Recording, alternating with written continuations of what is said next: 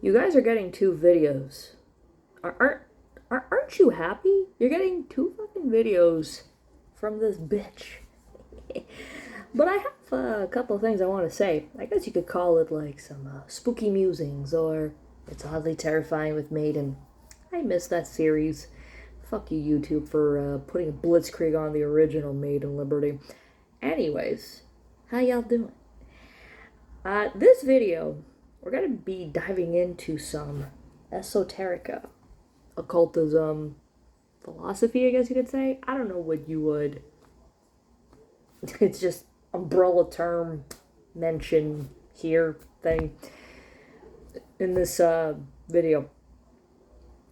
I've just been doing a lot of reading. I guess you could say somewhat studying occultism. And you're probably going to notice that there's going to be a shift in the content. It's not going to be too much, or maybe not as much, political talk. Because I've been kind of opening up a little bit more, becoming a little bit more aware, more conscientious about certain things. And I think it's just because, like, when you gain knowledge, not just through from studying, but through intellectualizing things that have been going on in your life and also philosophizing it, life gets interesting.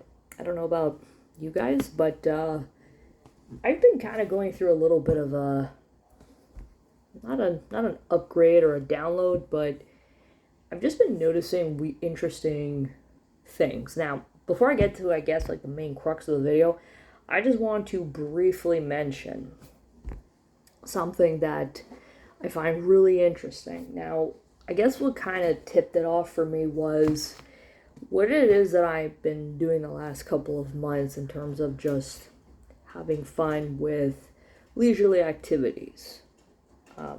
And some of those leisurely activities has to do with reading. I like reading. I think it's very important to read things that you like to continue your education despite the fact that you are done school. You know, those are like extracurriculars. So I ordered 2 books recently, and so I've been on this one for about probably going to be about a month, 2 months. I got this back in May, and I'm a slow reader, but I do it on purpose because I want to really enjoy what it is that I'm reading. And one of them is basically this: Human Sacrifice, a shocking expose of ritual killings worldwide. I'm actually at the part where it has to do with grave robbery. Ooh. And I knew somehow, like, even though I would joke about it on my past channel, that, body snatching is pretty profitable.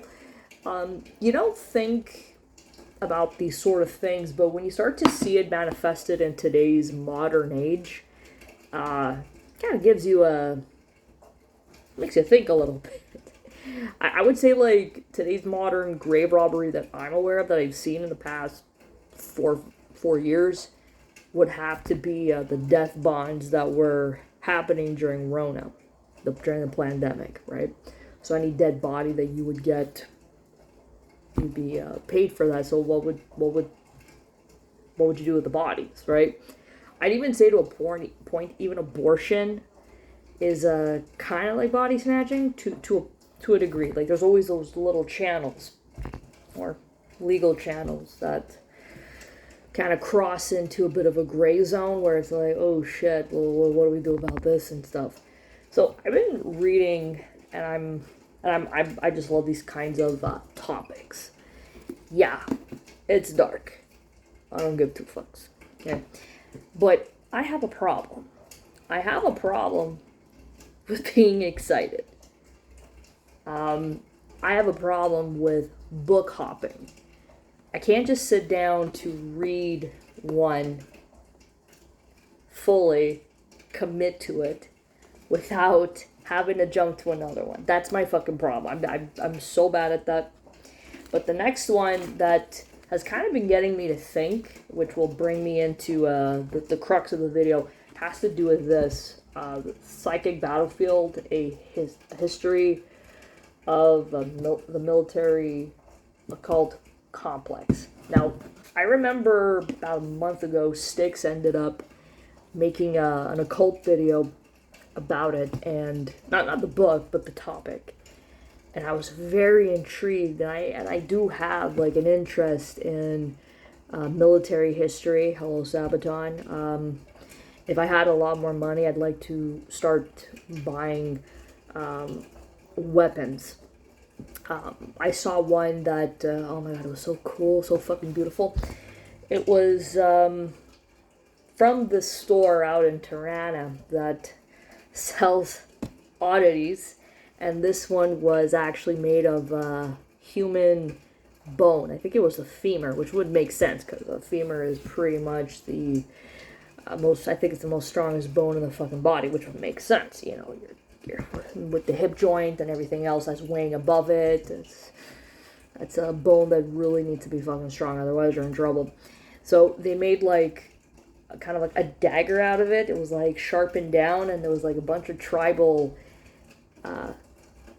symbols on it. And if I had gotten it on time and the money would have been there, I would have collected such a thing.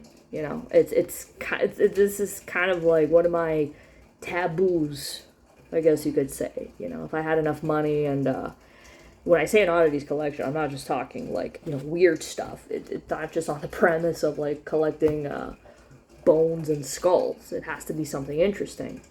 But even weapons, you know, stuff like that, I would like to collect, because there's a history, there's a documentation. It's kind of like, if you guys watch The Ninth Gate, you have Boris Balkan, who has an entire collection dedicated to the fucking devil, with all of these ancient grimoires and texts, and keeps it prim and proper. That's how I see myself, as kind of like Boris Balkan, but also a bit of Corso at the same time. But human bones are fucking expensive. Now, is it a little bit jarring to be the idea of holding somebody's skull? Yeah, it would be. But then again, we have one too. So anyways, I was reading a little bit through this, and just kind of thinking, you know, what are some of the bullshitteries that have been transpired with Canada? And, you know, using psychology and esoteric aspect of our minds and consciousness to really fuck with people. And if you guys didn't know this, MK Ultra experiments were actually done here in Montreal back in the late 50s, early 60s, pretty much disbanded in 64, 65 at McGill University. And yes, it was partially funded by the CIA. Why did that happen up here? I have no fucking clue. But it's great to know Canada's dark history. And don't get it fucking twisted. I even have an ebook that talks about the macabre stories and horror stories and that have happened here in the fucking city. Hell, even out in Quebec City.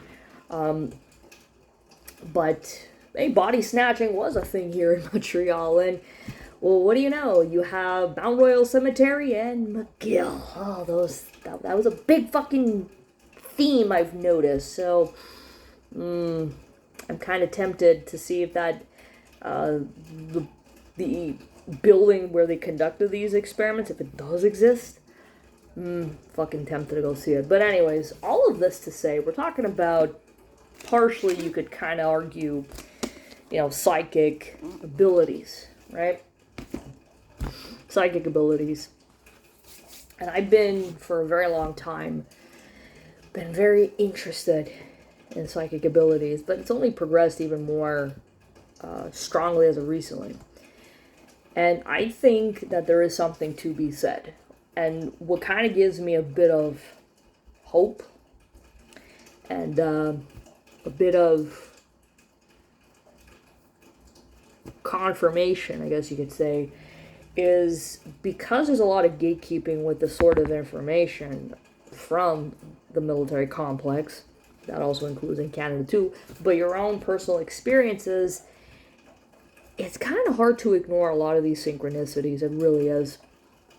But I realize I might even have to do a part 2 to this, actually. So I'll just lay out the foundation for the psychic abilities, and then we'll get to the big thing in part 2, part dos, because YouTube has been fucking with me with identifying myself and verifying my my channel. I'm not doing that. Sorry. You couldn't have just asked me to click on the stairs with the grid on it to make sure I'm not a robot? Yeah, forget it. Now, psychic abilities. I don't know if all of these psychic abilities that are listed on Wikipedia or whatever the fuck are 100% true, but I could tell you from my own personal experience, and even recently, you know, I'm getting a better understanding of energy work, reading energy, and there's no Reiki involved, right? But it is really fucking cool. You have a better understanding of your own, and then you're able to, I guess you could say, project it, make a reading of the room.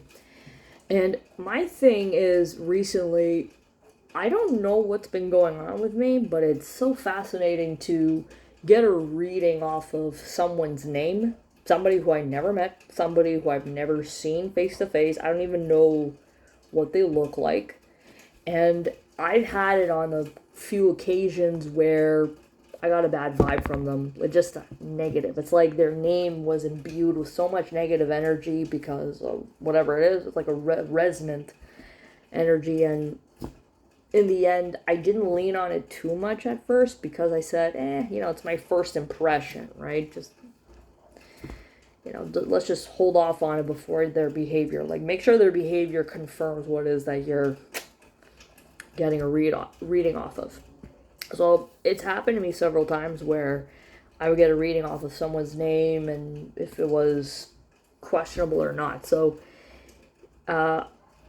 auras, I've been having that, seeing them at night as well, even though I'm very active and I'm awake and there's I'm not on drugs, nothing. So I've had other experiences. I mean, I think the most interesting one was that happened in our family when there was a death, and I made a prediction, and there were a few other people in the family that made the same prediction too, except I didn't say anything. I'm not going to go out and start telling people these things. So it just makes life very interesting. And so with all this withholding of information, it makes you think a little bit about psychic abilities, and does telekinesis exist? And I'm not going to say no, I am open to the idea, but for me, it's just sitting down and having to try to practice and learn how this shit fucking goes. So, for now, we'll just leave it at that, but we're going to get to part 2 in a minute.